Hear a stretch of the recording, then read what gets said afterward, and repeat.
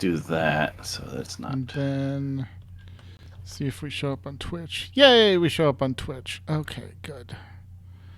Let me then Twitch out. Haha. All right. No, it helps if I do that here. AIE Podcast. There we go. I have done the ping. Hey.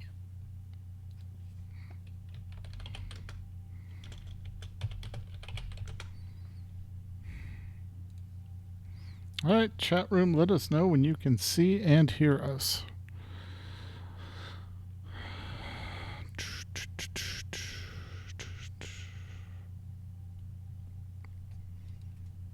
We might just be broadcasting to space, and that's okay too. That's okay.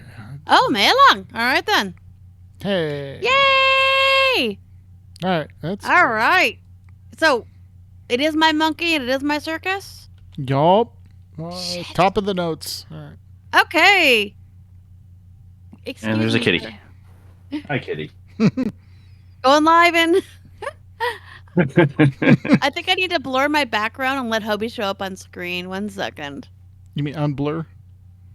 Oh, Yeah. Just blur your background. I got it. Yeah, blur. Right. So you can see the puppy and not the Yeah, blur is a little bit more forgiving than virtual background. Ah. Oh, now she's gone.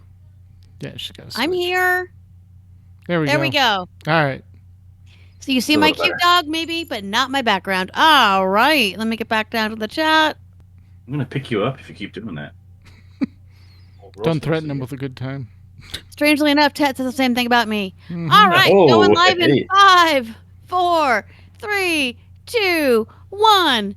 On this episode of the AIE Podcast. Seeds of Renewal is almost upon us. Red alert! Red alert! Through January 18th, at least. We have news from FFXIVFF.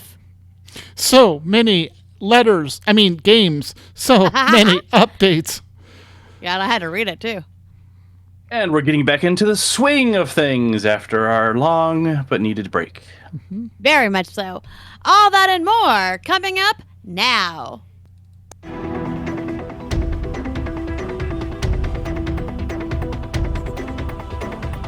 Bringing you the latest news from the AIE gaming community from planet Earth and beyond. This is the AIE Podcast.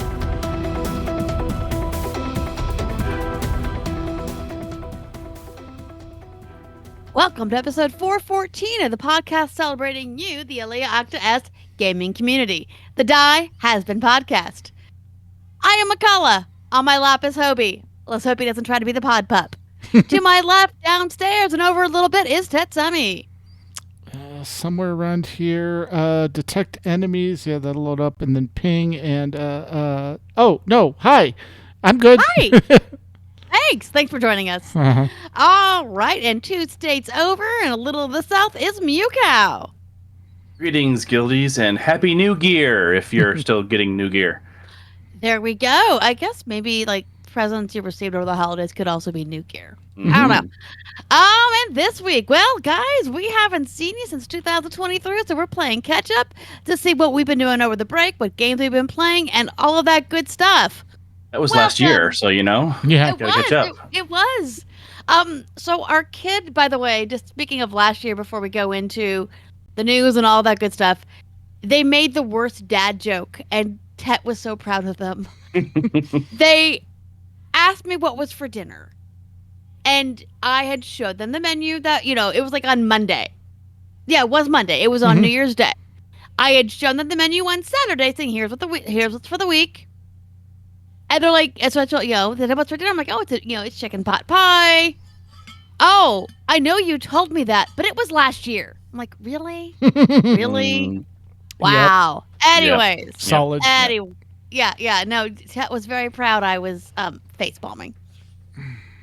All right. So we're going to go over all the good stuff in a few minutes. But also, speaking of more stuff, we're going to jump right into the news.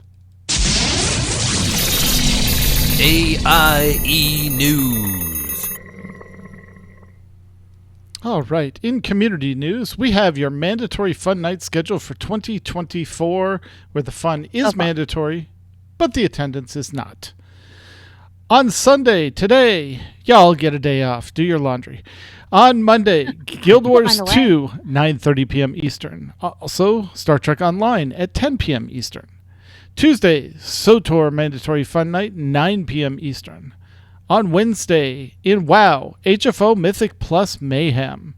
Thursday, Board Game Night on the first and third Thursdays of the month, 7 p.m. Eastern, 6 p.m. max time. On Friday, we have ESO at 9 p.m. Eastern and Final Fantasy XIV Magical Miscellaneous Tour at 9 p.m. Eastern.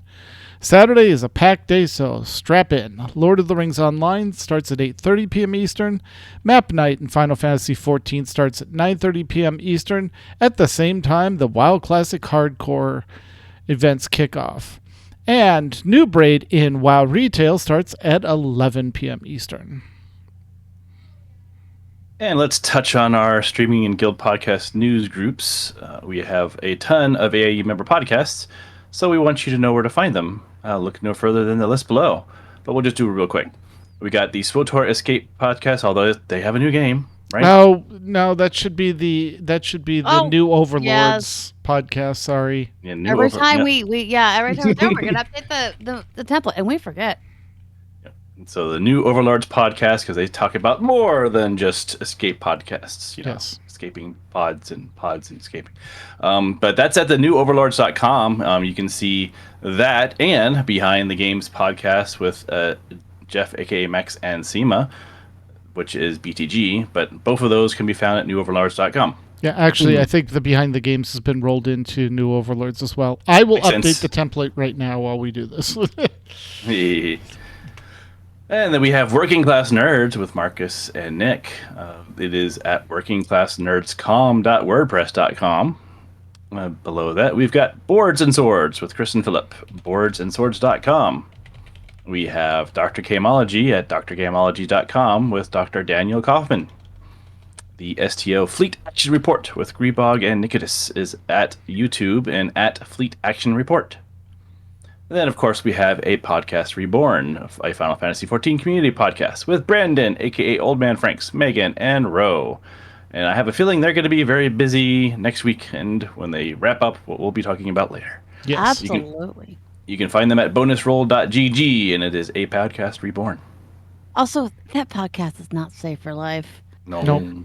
All right, Nomads. Hey, guys, what's Nomads? Something maybe some of our newer members don't know. Nomads is kind of the collective group of these smaller games that AIE is in.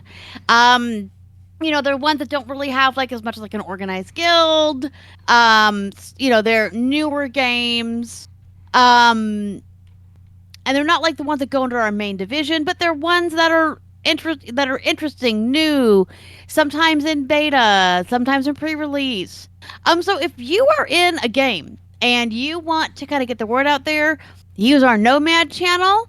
Also, if you're looking for a smaller game to play, check out that Nomad channel because there's a lot of really fun stuff going on there. And AIE is so much more than the big games we play. It's the little stuff we do too. So now that I've given that, on the server front, the small server front, there's groups running right now in Ark and in Rust. Rust has a fresh map this week, and Corley and Kuda have started building.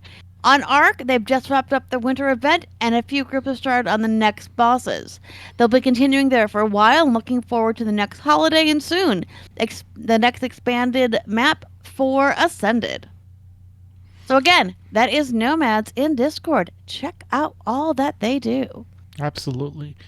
In WoW Retail, strap in, lots of news. WoW Retail patch 10.2.5 Seeds of Renewal is coming January 16th with lots of changes. The Night Elves are building their new capital, Bel Ameth, in the World Tree Amidrasil, and Alliance and Horde players both can visit, although the Horde will have a buff warning that they're being watched, especially fire mages. There are new Night Elf tabards, cloaks, and weapons there, as well as new Night Elf children NPCs. Worgen leader Gen Greymane is also taking his people back to their former capital, Gilneas. But it's not empty like you'd think it is, so there's going to be a little bit of consternation there. That never happens. Nope. Dragon riding is coming to every zone in WoW where flying is possible, but at 80% dragon flight speed, because 100% would be ridiculous, right? There will be new dragon riding races, events with new transmog and achievements to earn. Hey, Darkspear trolls, you're getting 5 new hair colors, and the Draenei will have a new skin tone available. Warlocks will have new customizations for their demonic tyrant and dark lair demons. New follower dungeons will allow players to practice roles and abilities without resorting to LFD. NPCs will make up the rest of the party. Holidays. Love is in the Air, the Lunar Festival, and Noble Garden have new content including battle pets, transmog, and a dragon riding appearance. Be warned, there are some very, very pink items coming to the transmog post in February. Very pink, like pink. And there is a new weekly event, the Azeroth Archives, that will have solo and group content to earn a variety of goodies and reveal lore about the Dragon Isles as the expansion winds down. In AIE news, raid teams Kitty Aggro and So Let's Go Skating are closing in on their ahead of the curve achievements. Guild spam incoming. Dankinia returned from break and led New Braid to defeat 8 of 9 bosses in a Midrasil. Frak, our raiders have their eyes on you. And we launched a new guild event, Noob Mythics, on Saturday. This will be a weekly event from 8 to 10 p.m. server. It's like New Braid, but for Mythic Plus Dungeons. They ran 2 groups competing 4 Mythics each. Thanks to Ashayo and raiders from Kitty Aggro and So Let's Go Skating for their help in making this a success. All right. Over in the time-pressed area of Classic, we have Wrath Classic. They are cruising through ICC with good progression to the Lich King. Remember him? Ruby Sanctum will open on the 11th of January, so just a few days from here. But as a 10-man team, we kind of expect it to be a one-and-done raid because, it was kind of like a little add-on. They just wanted to keep us busy, so just kind of, here, have some dragons to chase around. We don't talk about Ruby Sanctum. Is it like Bruno? Yeah. All right then. Who knew? They are, of course, waiting patiently for more news when Kata is coming out, which I still don't understand. But each their own. Some people are really excited about it, so I'm like, you know what? Sure. Exactly. Some people love it. If it brings joy, it brings joy. Exactly. Yep. So they are looking forward to the pre-patch with leveling boost. Maybe that's part of it. You don't do all that hard leveling, because Kata did improve the leveling at least. Yes. And transmog. Yeah, that too. Hardcore has been quiet, but they have seen their very first level 60, someone named Hilarious, which I'm guessing was a healer, and probably why they managed to make it. Yeah, I'm sure it was slow, but they kept themselves alive, because just self-heal. Yeah. True. There's been a flurry of activity in the first weeks of Season of Discovery, but seems to have slowed down a bit. They are probably a couple weeks out until the next phase, where the level cap goes up to 40 in the Season of Discovery. Yep. All right. And I have a bunch of real quick updates from a variety of games. In SWTOR, coming out of the holiday lull, they have until Tuesday, 1/9, to hug Wookiees and throw snowballs. Double XP, unfortunately, ended on January 4th. SUP, Sith with Unlimited Power, has 2 openings for their Wednesday night Imperial Ops team. Any role can work. Check out the SWTOR channel for more for recruiting information there. And in ESO news, they'll return to MFN on the 12th, and the 5th Tales of Tribute tournament starts on the 15th. Check out the ESO channels for more information there. And in Guild Wars 2 news, hot off the presses literally, Dungeons & More is returning this month, but it will return on the 3rd Thursday. So mark your calendars for that and ask me along if you have any questions. And in STO news, STO goes to Red Alert from now until the 18th of January. This event is likely a placeholder as STO preps for their anniversary event. Keep your eyes open for any anniversary announcements. Fleet Action Report, an STO podcast that teaches how to play the game, live streams every Thursday night at 10 p.m. Eastern. AIE hosts a Fleet Fun Night every Monday at 10 p.m. Eastern. Everyone's welcome to join the event, which is also live streamed. There they introduce new players to the game and or help you gain levels, run missions, TFOs, or other activity in the game. All right, got a bit of Final Fantasy XIV news, but we're going to start with the important guild stuff first. And then some more Final Fantasy XIV news. Yes. Yep. The FC House has been updated with a new look. If anyone wants to swing by and check it out, please do so. If anyone would like to do more content or use different buffs or anything the guild can help with, please drop Castiel Winchester a tag in Discord and send a tell when they're in game if you see them online. You maybe even craft up a set of those expensive walls for your house, because those are real popular. They've unlocked all the prototypes, so they can put anything in the workshop, and anyone can contribute the materials for them. So just let Castiel Winchester know if you want to make any of the themed housing exteriors. And of course, patch 6.55 launches on January 16th, which is becoming a very, very busy day. Yes.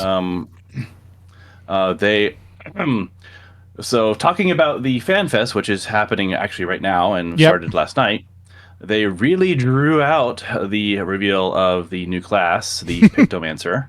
Oh, I see what you did there. That's bad. That's really bad. Oh my God! Really, really, Mew? Yeah. We understand.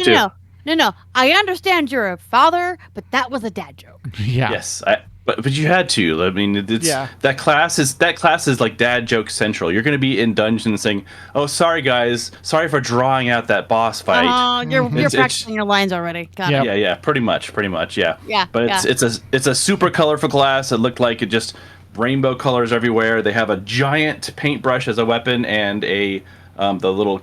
Not the canvas, the little dealie with all the easel paint on it. Easel or palette, color palette. Yeah. So that's the person that likes makeup. Yep. So there you go. That's your big thing. It's really like it is surprisingly colorful.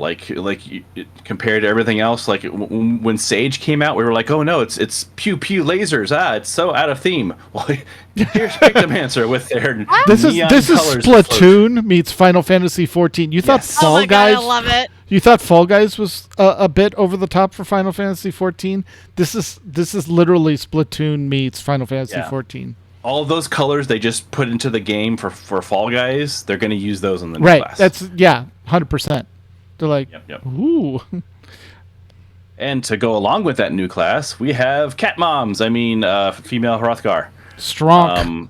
They're strong. Yes. Oh yeah, there are some buff. Like they're going to give the Rose, the female Rose, the Femme Rose, a real run for their money. Yeah. Because I want to see the female Hrothgar monk, just because they move beautifully, kicking and punching everything. Like they're just gonna be stuff's gonna go just flying everywhere after they get punched and kicked. Yep. But yeah, that's the long awaited. It is supposedly the last race to be added, but Yoshiki was like, never. Yeah, he was like, I guess if you guys bug me enough, which he basically just opened up the flood. Right. Door, yeah. Exactly. It's like, they're gonna bug you now. But hey, maybe he likes the attention. But look forward to that new race coming in. But he didn't like the attention enough to wear the new Pictomancer outfit on stage like he normally does. So he's like, no one wants to see a 50-year-old midriff, and all of the internet chat immediately disagreed. Yes. Blame that was Mr. Happy. We're fairly certain it was his stream that caused it. Well, I'm sure, but yeah, and he very quickly said, no, stop. Yeah, exactly. Our old friend Kryl finally gets to draw on her studies to help in the new job. So she'll be a Pictomancer and actually get to join the battle for once, because she's kind of been a sideline healer this whole time. Yeah. So yeah. We also noticed that Cyberpunk Final Fantasy XIV has been confirmed. Yeah. There's some new zones that they did not give us any details about, and just said, "Here, look." And we're not telling you anything. Final Fantasy XIV, Cyberpunk, got it. Yep. And then they went to show us one of the new raid areas, which looked like the inside of your PC and your video card with fans and everything. Yep. So it looks like Cyberpunk. It looks like the Neon City from a game that you're playing. Yep. Oh, you already finished it. Yeah, from Starfield. The Neon. Yes, it looks a lot like dead Neon. set. Yeah. But yeah, I'm looking forward to see them explain that. They would not explain it for us. They just said, "Here you go." In fact, we took a bunch of stuff off. Here's just the background.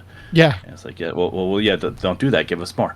But yeah, and he kind of flirted with the idea. Oh, it kind of reminds me of Garlemald. Oh, it's like okay, dude. How But funny. Yes, Yep. and I've already seen the ASEAN memes. Like this is the first iteration of what he wanted before it failed miserably. So yeah, like maybe some kind of secret splinter Helmets group up. that went Yeah. off. yeah, Yeah, Emmett. and just progressed on its own. Because Yeah. he told us there's some stuff we haven't seen yet that he was well aware of. Yeah. So, as we mentioned earlier, January 16th is when the breadcrumbs for 7.0 will start in the 6.55 patch. So please look forward to that. And They no also release announced- date? No release date Yeah, yet, but they no said exact early one. summer, right? Well, he said summer. He said it won't be late summer, but he said summer. Yeah. And they're trying to get it as early as Early possible. in They're summer just as having possible. Yeah.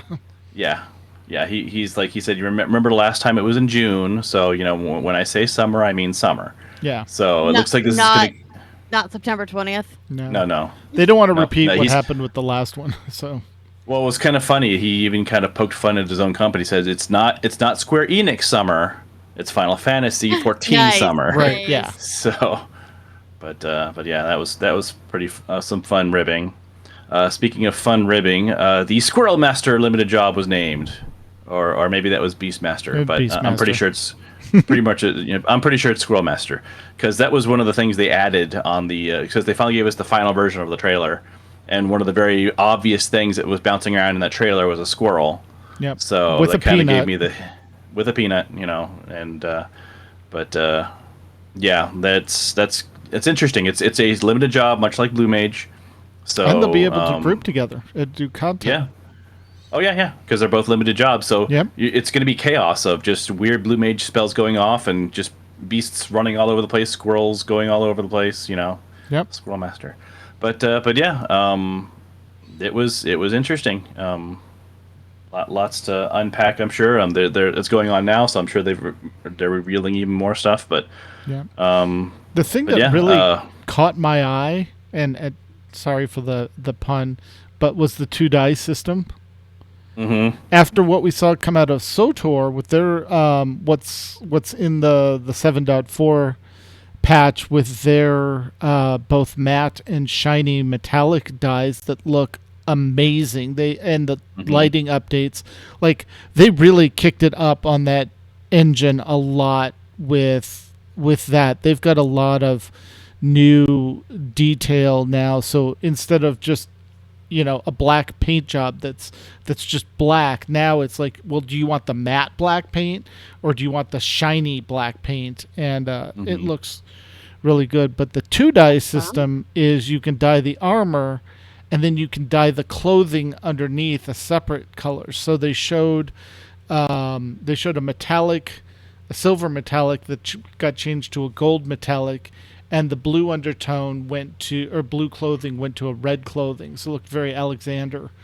And then they showed leather where they dyed the leather a different color and changed the shirt that was underneath as well. So Yeah, the way you can kind of figure it out is if you look at a piece of armor and it has at least 2 different types of cloth or whatever material. Yep. That's how they're going to differentiate it. So like you said, if it's going to be metal armor, the metal armor is one, and then the cloth or leather that accompanies it will be the second channel. Same thing Yep. for leather where there's cloth. Cloth is going to be, I guess, maybe it's like the difference between thick cloth and like frilly cloth or something. I don't know. Maybe they'll add some leather accent pieces. But yeah, like essentially it's typically not the same material is split. Right. The same material stays one color, the different material goes another. And he said that, and this is kind of interesting, that it sounds like there's technically 3 dye channels. It's just you can't touch the third one. Yet. One of the yeah. They didn't say yet, yeah. but everyone's saying yet. Yeah, because it said like he showed the old world jacket or vest has a panel right here that can't be dyed. It stays the same color, but the leather above it does and the cloth behind it does. So there's a third channel. It's Right. just the third channel isn't touchable by us yet. Yeah. So I feel like that's that's the seeds for something in the future. Yeah. And then But this is all being enabled by the new engine. right. And then they showed the race works and the darker skin tones now really pop with the makeup, where before it just blended into the dark skin tones.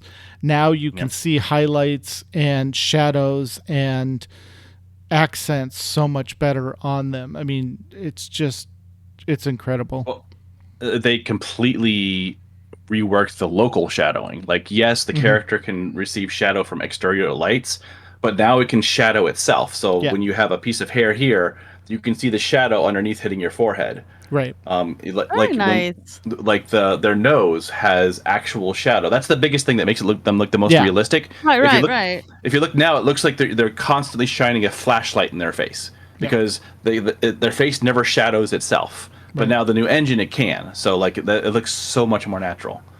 Yeah. Yeah, and the biggest thing I noticed too is I guess the new engine now supports noses essentially. Because if you look at like the biggest difference in all the characters is like they have some kind of a giant bulbous nose or a rock for a nose, or just like it was always like the nose tech was just not there. Yeah, not enough polygons, and now it's polygoned up. The what's his name? NaNoWriMo. Wow, really?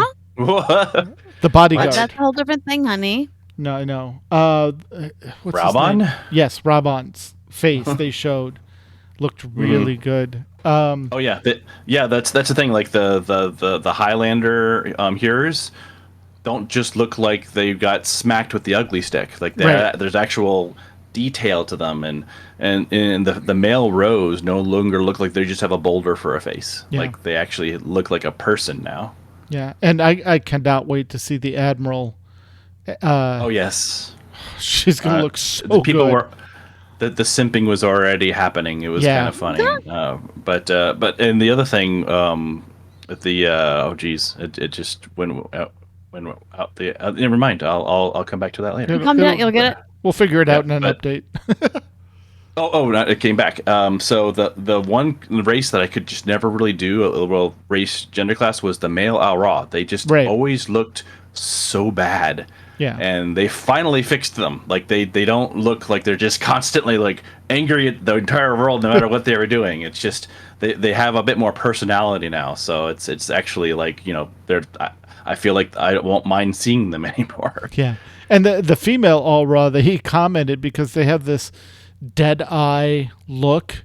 He's like, you can get that back if you really like it. We don't want to take that away from you. You just have to go in and play around with the details. But they showed the new version, and they don't have the soulless eyes. Like the current one, there's just no soul there.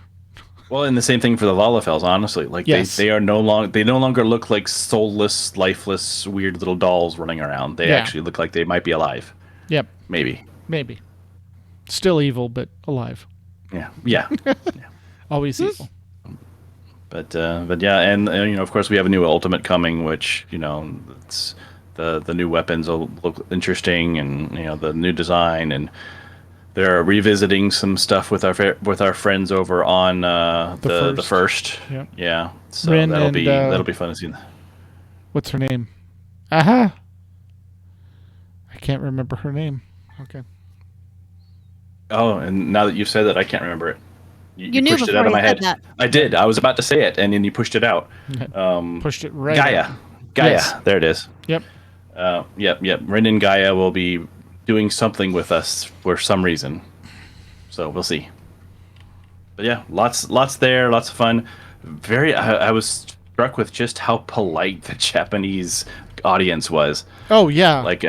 I was like are they actually cheering or responding to him? You couldn't hear it compared to an American. No, they don't. That's just it. Is when he would say, "Hey, who's going to do this?" And instead of the American response is, "Yeah." Right. But no, right. Because Americans want to hear. Yeah, we want to be heard on camera. But then the Japanese response is, yeah, and or maybe a really polite, like you heard polite clapping and hands up. That's it for everything. And the rare, it was like you could tell when you heard gasps or actual noise that the crowd was really excited. Yes. That's awesome. Yeah. Like every now and then their politeness would escape them, and they would get a little excited. But and that was in a giant stadium too. Like they had the it's potential in their baseball stadium. being, That's the the Wow. Tokyo Dome. Yeah. Yeah. Yep. Yeah. So they could have been loud with the amount of people they had, but they were not. They were polite. It was a striking difference. So, but yeah, it was an interesting time. We have a lot to do in the future with the guild. Awesome. All right. So one last bit of news. Lord of the Rings Online.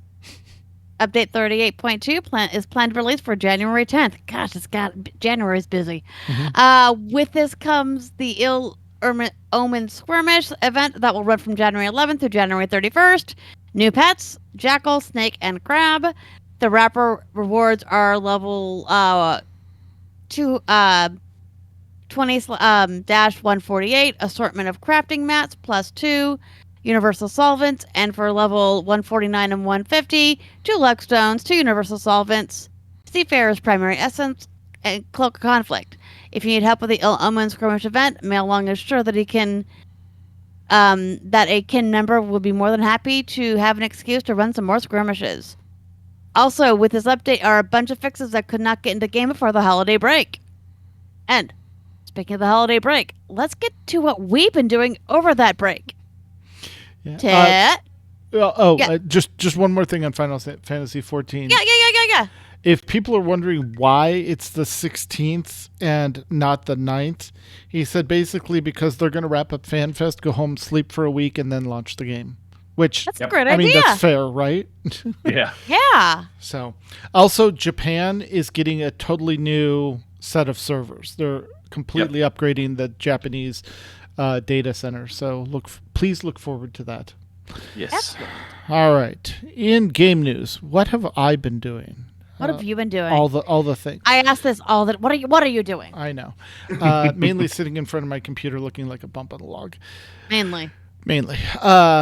No, I did a lot of house stuff too. So I had finished Baldur's Gate 3 before we ended podcast last year. I have not done a Dark Urge playthrough. That's on my list, but I wanted to take a break from Baldur's Gate 3 and get into Starfield. It was interesting. It was decent. Bethesda game. I should have played Starfield before Baldur's Gate 3. And I am so glad that I did not wait to play Starfield until after Cyberpunk 2077, which is what I'm currently playing through, because there is so much potential with Starfield, and they have a roadmap, or a 2024 look ahead that they promise some updates with actually enabling add-ons and things like that. My hope is people are still engaged in the game and haven't checked out because they need to cyberpunk it. That's they do. They need to follow their game plan to the T and just do that to Starfield. Yeah, exactly. Because I had a lot of fun in Starfield. Don't get me wrong. I had a lot of fun building ships, making an outpost, doing the exploring. But only, again, coming off Baldur's Gate 3 with all the companion interactions and relationships, it was... you're left wanting. Let's just put it that way. Yeah. And then you go into Cyberpunk and whoo, that's a whole nother game. So, but those are the three games I've been focusing on. Cyberpunk, I've just been taking it slow and trying to explore. By the way, McCullough will never allow me, and shouldn't either. I'm holding her to this. Should not allow me to get a motorcycle because after getting a motorcycle in Cyberpunk, That is the only thing I want to drive, and I completely understand now why motorcyclists completely ignore everything else on the road and are so dangerous. Have you leapt off of it akimbo with guns blazing yet? Oh yes. Oh yeah, 100%. I've done the slide in where you dump the bike and come out with the whole that's all added on. Like that was not part of the original game. So and again, I'm really, really grateful that I waited until I almost said Wings of Liberty, Phantom Liberty, to go into the game, because now it's I started it when it first came out, and it was hard to do stuff, and now I was doing stuff at levels that I couldn't even think of doing stuff before, like hacking and accessing stuff. They moved all that up. They improved it so much better, yeah. Yeah. And it's so much fun because like you can hack the monitors for the cameras, and then you can use your cyberware through that on enemies that you can see in the cameras. So you don't even have to be in the room with the enemy.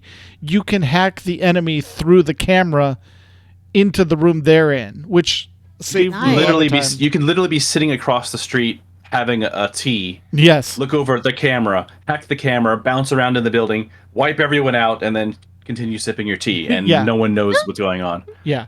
I did one mission completely stealth where we had to sneak in and rescue a nomad leader that had gotten captured by another tribe of nomads, and I managed to do it complete stealth mission. I didn't even use hacking other than as distractions to get people to look away.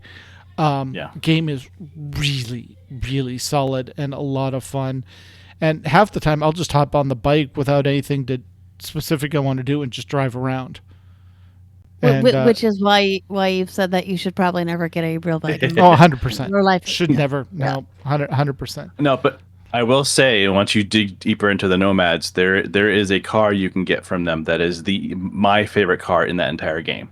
Is it Pan Am's or like Pan Am's? I don't remember who it is, but it's one of the rewards for something you do with them. Okay. And you get this really tough, very, very obviously a Nomad car that can handle a little bit of off-roading, but it's a speed demon. Okay. And it is just so tight and fast that it's just like I've tried other cars and just I go back to that one constantly. Nice. Even with the motorcycles are great, but they can be a little flimsy. This thing can take a beating and still be fast. Yeah. So, yeah. I'm doing I'm playing a female Nomad V, and having a lot of fun with that. So that's my gaming stuff. In real life, we've been doing some massive cleanup and reorganization of the house, specifically clothing and stuff like that, going through that, reorganizing our closets so we actually have room for stuff.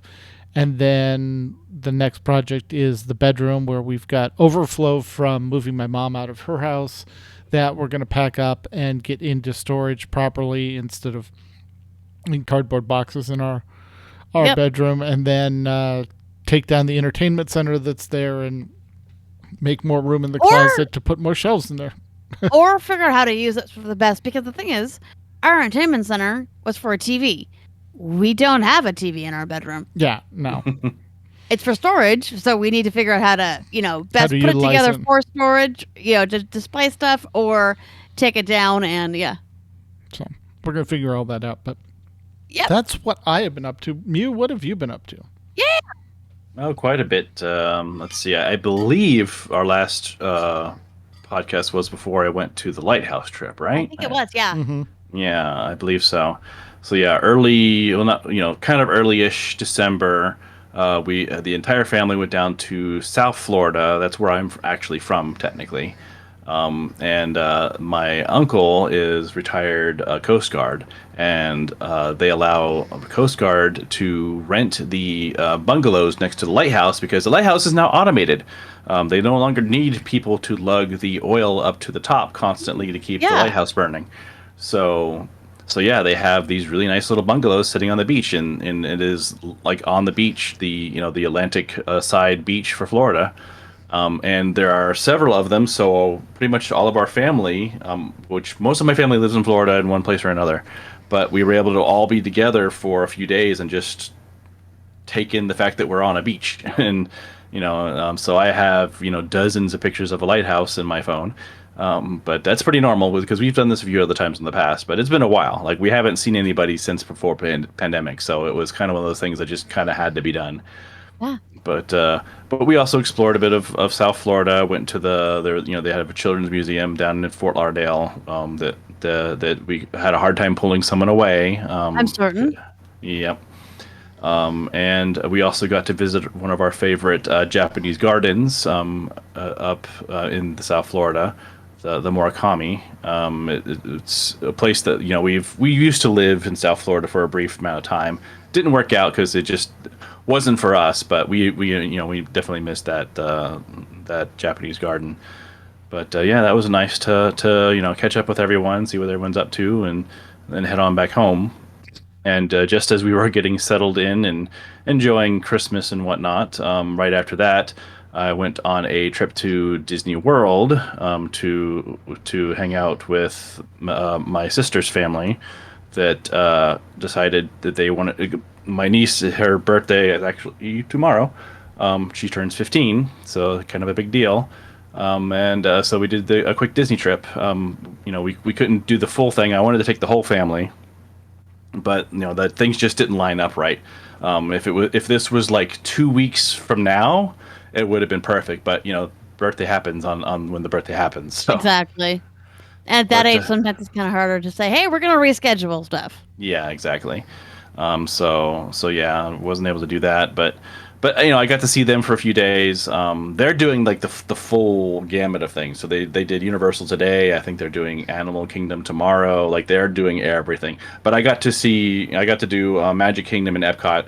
And I've not talked about it too much, but I actually used to work at Epcot a long time ago. Yeah. Long time ago, for about 4 years off and on, back ending in the year 2000 is when I worked at Epcot.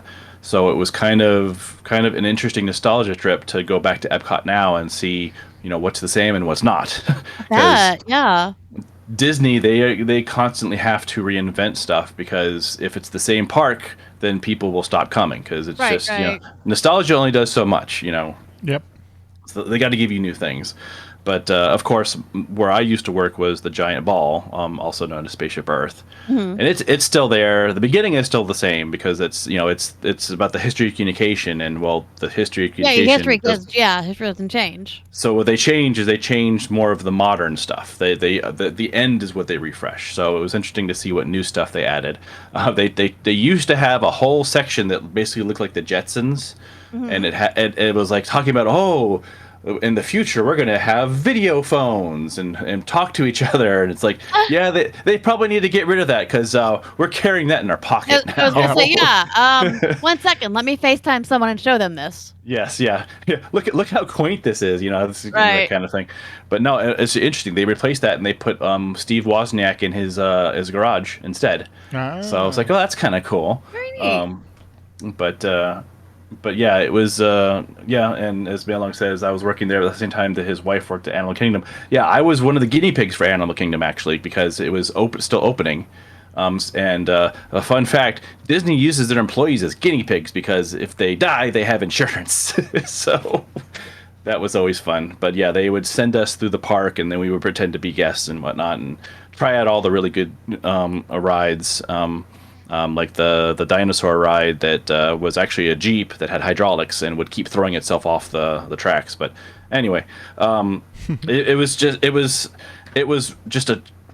fun to not only hang out with the family, but also to see stuff I'm familiar with, and the stuff they're changing. It's a trip to watch all that happen, and get to share it with the family and say, "Oh yeah, I remember that," and then this thing over here, and remember that. Be kind of a tour guide, but and Tat and I have actually enjoyed the Mew tour of Disneyland. So I'm sure even Disney World would be even more interesting given that history. Yeah. Yeah, I mean, it's like I said, I can say, oh, I remember this and I remember that. The craziest thing I did on the trip, however, I rode the new Tron ride. Ah, Oh. That was a trip. I was gonna lose my lunch. That ride is intense enough. There is a recovery center at the end. oh my Oh, god. wow. So, like they're expecting it, but to give everyone an idea, in Tron they have light bikes. Yep. Right. And you get to ride on the light bikes for this ride, and it's the full stance. Like you are in a light bike, you pull the handlebars, and the thing presses on your back where your disc is, and you take off. Like it's an immediate takeoff. It's one of those 0 to 60 immediately kind of rides. And instead of on the usual Disney where it's like on a track or something, no, this is on like a roller coaster style giant pipe with the little things like looping all over the place. It does not go upside down. I swore it did, but I was just overwhelmed by everything going on. But that was crazy. Like just the speed and the banks and the turns and like I was doing some real major stomach exercises to keep everything down because of how intense it was. But I made it. I managed to stagger my way out of there. Yeah, that was probably the most intense part of that trip. I bet. I bet. I was happy to get on the People Mover afterwards because that was a nice relaxing ride. Yeah. Very slow and relaxed. And we also rode the Ariel ride twice because a fun fact, Ariel is my favorite Disney princess. So We did that ride last year when we were there. We had a beautiful family day. It was just us, Ryan, their girlfriend. And we did that same ride. It was just lovely and relaxing, and it's a fun ride, and it's fun to see the different versions of Ariel that they have, and the different tech they've used over the years to animate her. It's kind of cool, but yeah, just had a nice relaxing time. It's and we stayed at the Saratoga Springs Resort. In the section called the Treehouse. So we were in tree houses. I was amazed because if you know, most of Florida is swamp essentially. Right. It's Everglades. They figured out how to use it. They created these tree houses that are they have a small base with a big old concrete thing, and then you have the house, and then it has stilts. So it was Baba Yaga houses essentially. Yep. nice. So Mrs. Mew was very pleased to hear that, and wants to say that herself. But yeah, like they figured it out. They can fully use all the land they have by just sticking some tree houses and calling it a day, and they're considered luxury houses. Yeah. But yeah, that's enough out of me. Let's see what McCullough's been up to. Well, it was the holidays. So which meant I think 6 kinds of marshmallows, 5 kinds of fudges, 2 big batches of caramels, a lot of baking, a lot of baking. Unfortunately, also a lot of working. So I take off of work the week before Christmas, which I take off for our big Yule party, and then I take the week of Christmas off. Mm-hmm. Well, I couldn't work during the week leading into Yule because I was just baking every day, and I was busy running around. But that meant that after that first week, things calmed down a little for me, and I had to do some Christmas stuff, but not all Christmas stuff. So, I worked on vacation. But that's such is life right now. We had our big Yule party. It was great. Because we've taken steps to kind of pare things down a little. We now kind of have smaller gatherings, even though this one is like the biggest one. It went from like 70 to like maybe 45 people. So way more manageable. And which meant, to have more time to spend with people. And we did something that was kind of a quality and life improvement.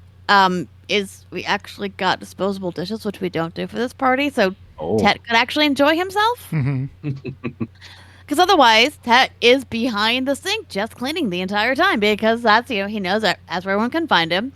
But that was great. It was hilarious, though, because I went outside to say hi to, the kids, which was, our kiddo, their girlfriend, their best friend. And all of the younglings, which are now some of them in college. So ranging from like our oldest, which would be Rye's girlfriend, who's 23, to I think 16 or 17. Yeah.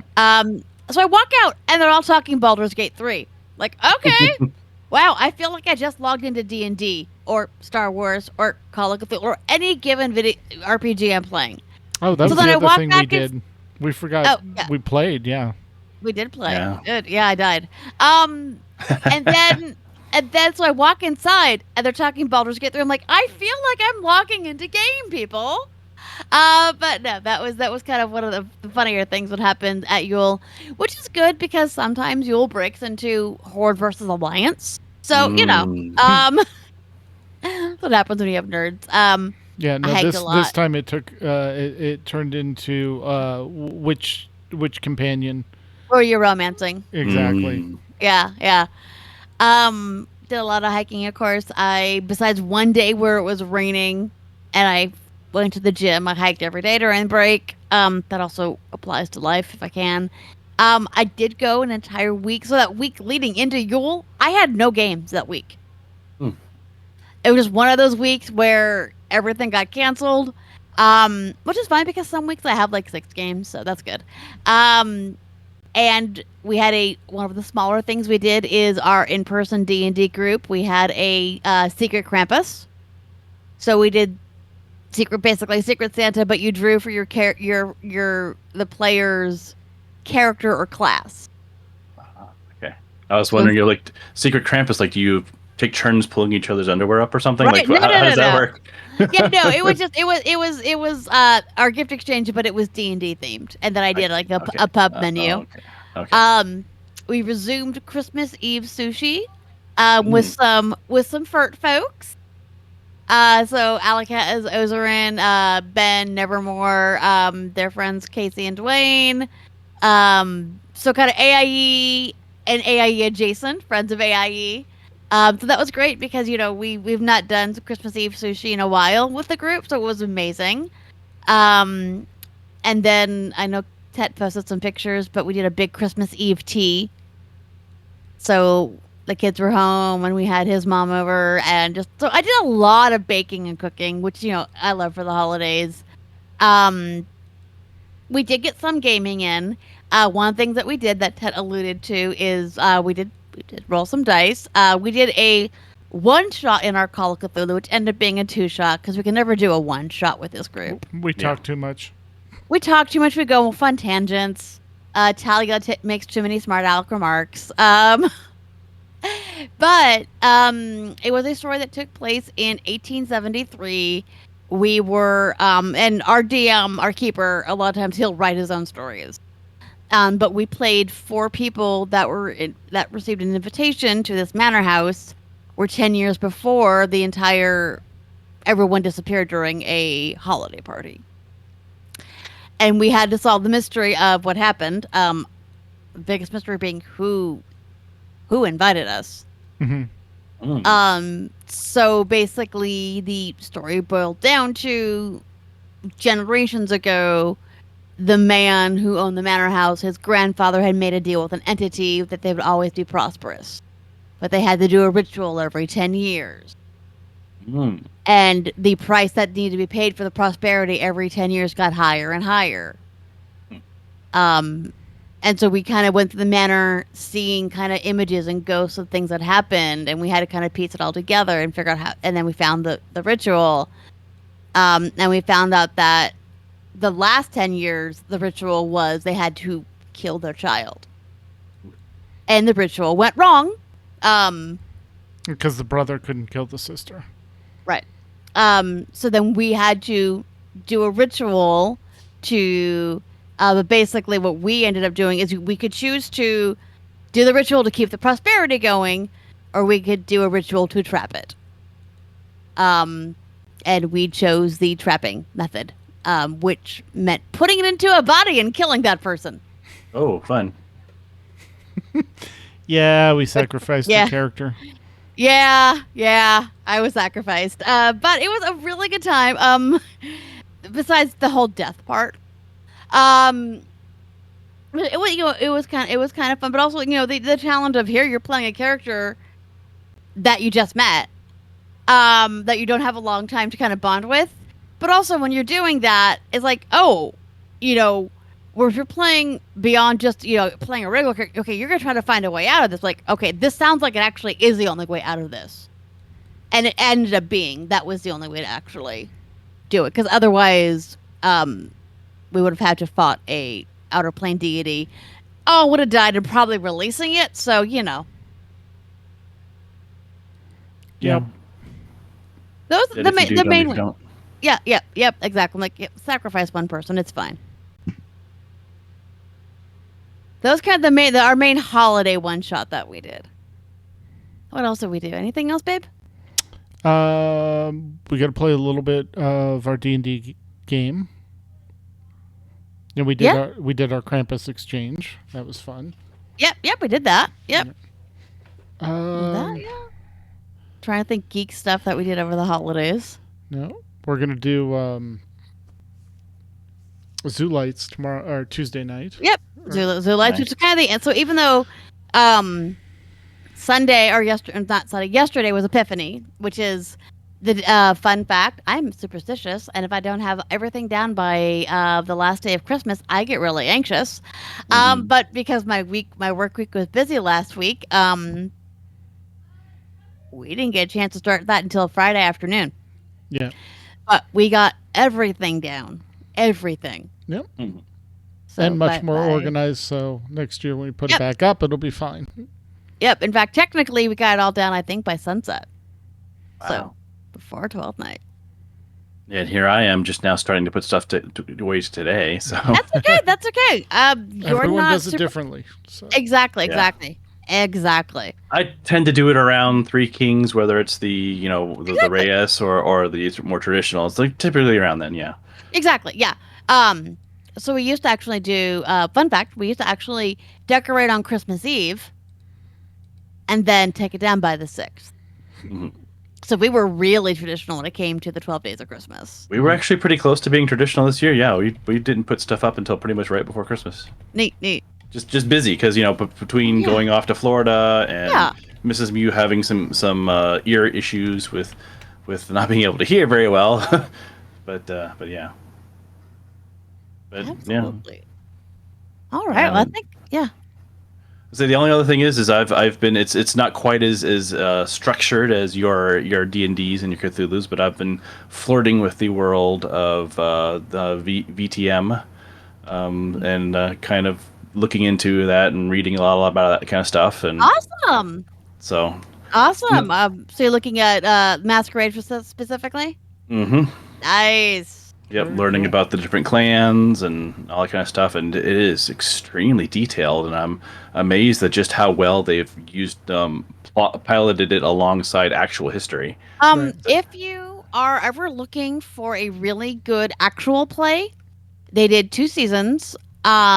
The Old Ways podcast did San Francisco by Night. So they did 2 storylines.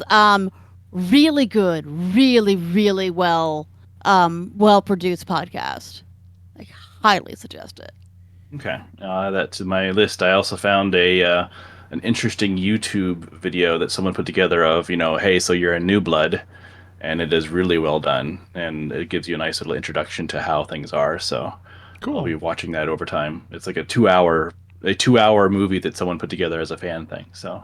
Nice. But yeah, it's nice to be able to. It's not like I said. It's not quite as structured as hey, let's meet up and roll dice. Like no, it's kind of like you go to like an online thing and like dice is built into you push this button, it rolls a dice and all that kind of stuff. But yeah, excellent. So definitely report back on that because that is a system where I've made many characters. Yes. Oh, interesting. And never played. Nope. Haha.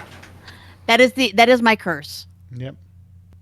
Yeah, but I can see why. Like I said, I looked at all the clans. It's like, wow, they really thought out. Like, here's the 3 things you get, but here's your bane. Here's your obsession. Like it's like yes, good and bad. And here's what happens when you mix these 2 things together. And yep. Here's how you can add things to it. And it's like oh, you can learn from other clans, learn their abilities. Oh, there's a reason why you learn this ability from this clan. Like it's exactly. Yep, absolutely. Yeah, no, it is really really detailed. Yeah. Really detailed. It's amazing. And the people that are into it are into it. Yeah, they very much are. Yeah, that's kind of a lot where the LARP comes from. Yeah, it's pretty amazing. So yeah. Very cool. Awesome. Well, any more news to report, my friends? I think that's enough for one day. I think that is as well. Oh, just a quick Nomads update. Even though it wasn't an MMO, Cities of Heroes has been granted a license. NCSoft granted a fan-run organization, private server essentially, rights to continue running and updating City of Heroes. So they're going to add new content and all kinds of fun stuff. Yeah. Excellent. So keep an eye out Very for that. cool. Yeah. All right. Well, that is our show for tonight. Chat room.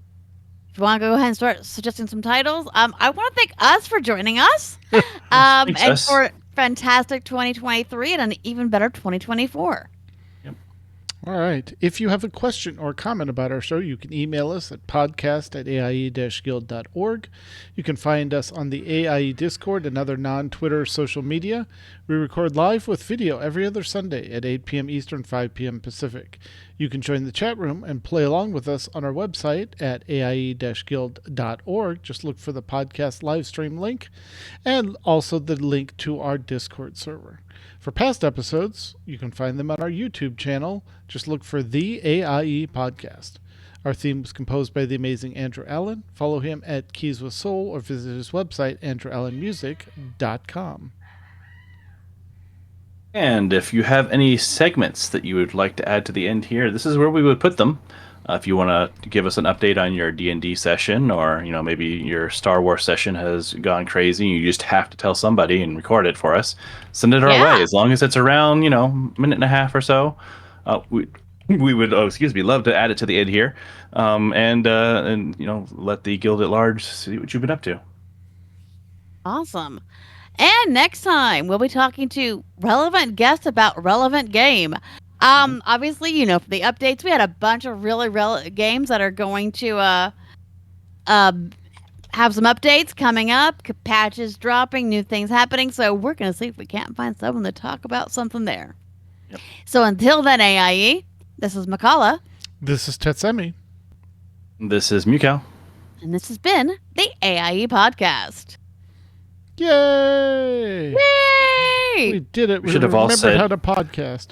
We should have all said this is guests together. Yeah, exactly. In yes, concert. no, you're right. We should have. All right, chat room. Thank you for joining us as always. I'm going to go ahead and cut the stream.